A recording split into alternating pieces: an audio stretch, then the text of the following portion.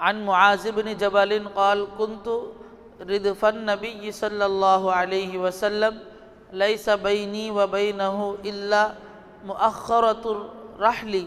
فقال يا معاذ بن جبل فقلت لبيك يا رسول الله وسعديك ثم سار ساعة ثم قال يا معاذ بن جبل قلت لبيك يا رسول اللہ۔ حضرت معاذ بن جبل رضی اللہ عنہ سے روایت ہے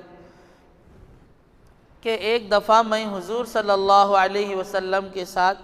ایک ہی سواری پر تھا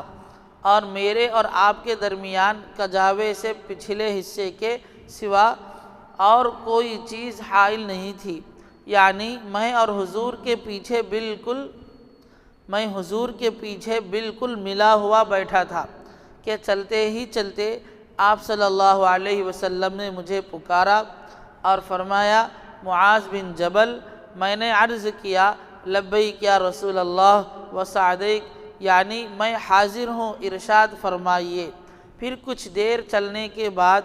آپ نے فرمایا معاذ بن جبل۔ میں نے عرض کیا لبیک یا رسول اللہ وسعدیک۔ پھر کچھ دیر چلنے کے بعد آپ نے فرمایا معاذ بن جبل۔ میں نے عرض کیا لبیک یا رسول اللہ وسعدیک۔ اس تیسری دفعہ میں آپ صلی اللہ علیہ وسلم نے ارشاد فرمایا تم جانتے ہو کہ بندوں پر اللہ کا کیا حق ہے؟ میں نے عرض کیا اللہ اور رسول کو ہی زیادہ علم ہے، یعنی اللہ اور اس کے رسول ہی زیادہ جانتے ہیں۔ ارشاد فرمایا اللہ کا حق بندوں پر یہ ہے کہ اس کی عبادت و بندگی کرے اور اس کے ساتھ کسی کو شریک نہ کریں۔ پھر کچھ دیر چلنے کے بعد آپ صلی اللہ علیہ وسلم نے فرمایا معاذ بن جبل۔ میں نے عرض کیا لبیک یا رسول اللہ وسعدیک۔ آپ نے فرمایا تم جانتے ہو کہ جب بندے اللہ کا یہ حق ادا کرے تو پھر اللہ پر ان کا کیا حق ہے؟ میں نے عرض کیا اللہ اور اس کے رسول ہی کو زیادہ علم ہے۔ آپ صلی اللہ علیہ وسلم نے فرمایا یہ کہ انہیں عذاب میں نہ ڈالے۔ اس حدیث میں چند چیزیں قابل توجہ ہیں۔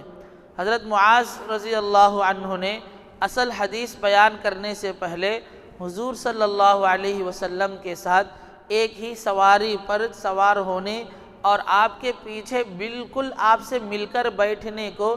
جس خاص انداز سے بیان کیا ہے اس کی چند وجہیں ہو سکتی ہیں۔ ایک یہ کہ حضور کی جو خاص شفقت اور عنایت حضرت معاذ پر تھی اور بارگاہ نبوی میں جو خاص ایک مقام قرب ان کو حاصل تھا وہ سامعین کے پیش نظر رہے تاکہ وہ یہ سمجھ سکیں کہ حضور نے حضرت معاذ کو ایک ایسی بات کیوں فرمائی جس کی عوام مسلمین میں اشاعت کے آپ کے روادار نہ تھے، جیسا کہ اگلی روایت میں تصریح ہے۔ دوسری بات اس کی توجیہ یہ بھی کہی جا سکتی ہے کہ ممکن ہے معاذ رضی اللہ عنہ کا مقصد اس تفصیل کے بیان کرنے سے اس حدیث کے بارے میں اپنا اتقان بھی ظاہر کرنا ہو، یعنی لوگوں پر یہ واضح کرنا ہو کہ مجھے یہ حدیث ایسی یاد ہے کہ اس وقت کی یہ جزئی باتیں بھی مجھے محفوظ ہیں۔ اور تیسری وجہ یہ بھی ہو سکتی ہے کہ جس طرح عشاق و محبین کی عادت ہوتی ہے کہ وہ محبت کی یادگار صحبتوں کو والہانہ انداز میں اور مزے لے کر تفصیل کے ساتھ بیان کرتے ہیں، اسی جذبے کے ماتحت حضرت معاذ رضی اللہ عنہ نے حضور صلی اللہ علیہ وسلم کے ساتھ اپنے سوار ہونے کی یہ تفصیل بیان کی ہو۔ یعنی جو حدیث پڑھی گئی اس کے شروع میں حضرت معاذ رضی اللہ عنہ نے ایک واقعہ بیان کیا ہے کہ جب اللہ کے رسول اور حضرت معاذ دونوں ایک ہی اونٹ پر سوار تھے تو انہوں نے اس کو ایک بہترین اچھے انداز میں پیش کیا کہ دونوں جو ہے حضرت اللہ کے رسول آگے تھے، میں پیچھے تھا اور ہمارے درمیان میں تو کچھ بھی جگہ باقی نہیں تھی، دونوں ایک ہی اونٹ پر مل کر بیٹھے ہوئے تھے۔ اس کو ایک اچھے بڑے پیارے انداز میں حضرت معاذ نے بیان فرمایا، تو اس کے وجوہات کو بیان کر رہے ہیں، یہ اتنا ضروری نہیں ہے۔ بہرحال حضرت یہاں پر 3 وجوہات کو بیان فرمائے۔ ایک یہ ہے کہ ان کا اللہ کے رسول کا اور حضرت معاذ کا دونوں کے درمیان میں جو تعلق ہے یعنی اللہ کے رسول صلی اللہ علیہ وسلم کے ساتھ ان کا جو خصوصی تعلق ہے اس کو بیان کرنا مقصد ہے۔ اور دوسری وجہ یہ بیان فرمائے کہ حضرت معاذ رضی اللہ عنہ کی پرہیزگاری اور اللہ کے لیے ڈر، یعنی وہ اس وقت میں جتنی بھی کیفیت پیش آئی ہے، جو بھی حالت پیش آئی ہے، پوری حالت کو بیان کر دیے۔ ایسا نہیں کہ اس میں کچھ آگے پیچھے کچھ بڑا چڑھا کر کے بیان کرے، ایسا نہیں، بلکہ وہ حدیث کو بیان کرنے میں اللہ سے اتنا ڈرتے تھے کہ جو بھی ساتھ میں پیش آتا مکمل بیان کر دیتے تھے تاکہ کوئی ایک بات نہ چھوٹے۔ اور تیسری وجہ یہ بیان فرمائی کہ اللہ کے رسول صلی اللہ علیہ وسلم سے پورے صحابہ کو اتنی محبت ہوتی تھی کہ نبی کے ساتھ جتنا وقت ان کا گزرتا، حدیث کے سننے کے وقت میں جو حالتیں موجود ہوتی، مکمل ہر ایک حالت کو جو ہے مزے لیتے ہوئے بیان کرتے کہ میں ان کے ساتھ سفر میں تھا، اونٹ پر تھا، بس اتنا بولتے تو بات ہو جاتی تھی، لیکن دونوں ایک ساتھ قریب قریب بیٹھے ہوئے تھے، پھر ایک مرتبہ اللہ کے رسول بلائے، پھر اور ایک مرتبہ بلائے، اس طریقے سے 3 مرتبہ بلائے، 3 مرتبہ بلانے کے بعد آخر میں جو ہے ایک مرتبہ اللہ کے رسول نے مجھے یہ بات سنائی۔ اس طریقے سے جو پوری جو واقعہ سنانے کا جو مقصد ہوتا ہے، نبی سے جو محبت ہوتی ہے، اور محبت جس سے ہوتی ہے، محبت کرنے والا ہمیشہ جو ہے واقعے کو لمبا بیان کر مزہ لیتے ہوئے واقعے کو بڑا کر کے بیان کرتے ہیں، تاکہ جو ہے اس واقعے کو بیان کرنے میں جس سے ان کی محبت ہوتی ہے، دلی لگا ہوتا ہے، اس کو بیان کرنے میں انہیں مزہ ملتا ہے، دل کو سکون ملتا ہے۔ تو حضرت معاذ رضی اللہ عنہ بھی اسی انداز کو اپناتے ہوئے اس واقعے کو محبت سے اور اس کا مزہ لیتے ہوئے ایک لمبے چوڑی واقعے کی طرح بنا کر کے اس کو پیش کیے۔ اس کے بعد حضور صلی اللہ علیہ وسلم نے تھوڑے تھوڑے وقفہ کے بعد حضرت معاذ کو 3 دفعہ مخاطب کیا، یعنی انہیں اپنی طرف توجہ دلایا، اور پھر جو کچھ آپ فرمانا چاہتے تھے اس کا ایک حصہ آپ نے تیسری دفعہ فرمایا، اور دوسرا جز کچھ دیر توقف کے بعد چوتھی دفعہ فرمایا۔ اس کی توجیہ میں شارحین نے لکھا ہے کہ غالباً حضرت صلی اللہ علیہ وسلم اس طرح حضرت معاذ کو پوری طرح اپنی طرف متوجہ فرمانا چاہتے تھے تاکہ وہ ہماتن گوش ہو کر پوری رغبت و توجہ اور غور و تحمل کے ساتھ آپ کا ارشاد سنیں۔ یعنی جس طرح اللہ کے رسول نے پہلے بلایا کہ اے معاذ بول کر خاموش ہو گئے، پھر اس کے بعد تھوڑی دیر کے بعد پھر بولے کہ اے معاذ بلائے، پھر خاموش ہو گئے، اس طرح بلانے کے بعد تیسری مرتبہ پھر بلائے حضرت معاذ کو، اے معاذ۔ اس کے بعد حضرت فرمایا،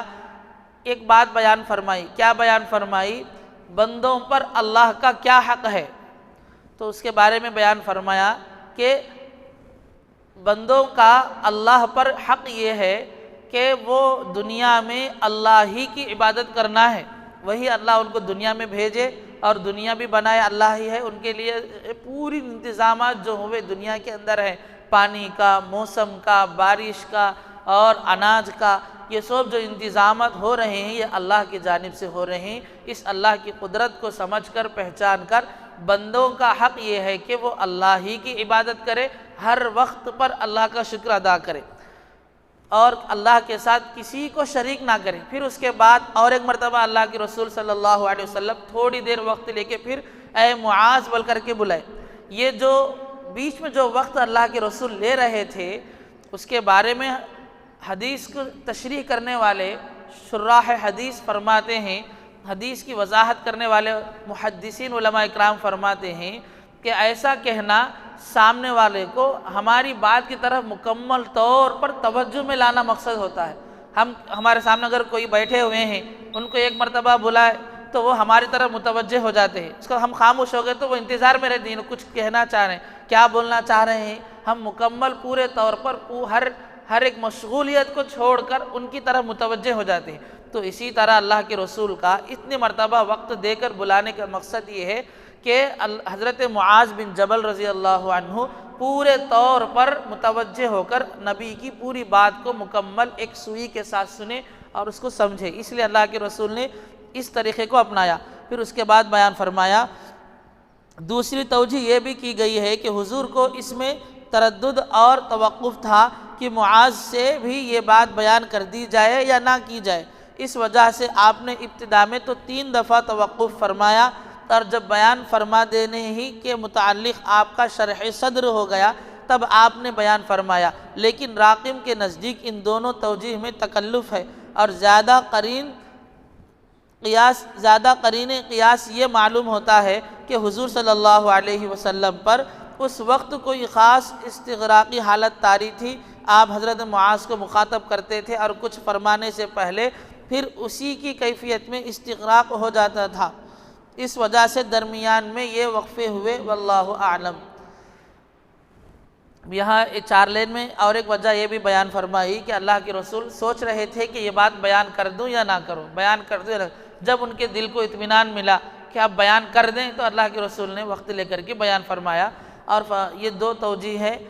اللہ تبارک و تعالیٰ سے دعا ہے کہ اللہ تبارک و تعالیٰ ہمیں حدیث کو صحیح معنی میں سمجھنے کی توفیق نصیب فرمائے، اور ہمیں دنیا کے اندر اللہ کی قدرت کو سمجھ کر پہچان کر ہمیں اللہ ہی کی عبادت کرنے کی، بندگی کرنے کی توفیق نصیب فرمائے، اور کسی کو اللہ کی قدرت میں شریک کرنے کے سے ہمیں ہماری مکمل طور پر حفاظت فرمائے۔ سبحان اللہ و بحمدہ، سبحانک اللہم و بحمدک، ونشہد ان لا الہ الا انت ونستغفرک ونتوب الیک۔